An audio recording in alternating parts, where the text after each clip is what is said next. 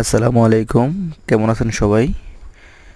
দেখুন, টিজি বক্সের মধ্যে 12 কোরের অপটিক্যাল ফাইবারের তারগুলো কিভাবে সুন্দরভাবে টিজির মধ্যে সাজানো হয়। একদম সতর্কভাবে চিকন চিকন কোরগুলো অনেক সুন্দরভাবে কালার টু কালার জোড়া দেওয়া হয়েছে মেশিনের মাধ্যমে। সবগুলা হিট দেওয়া হয়েছে, সম্পূর্ণ কাজ।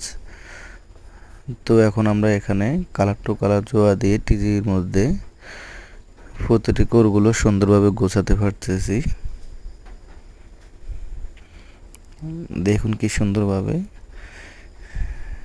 গুছিয়ে দিয়েছি। কেমন হয়েছে অবশ্যই জানাবেন।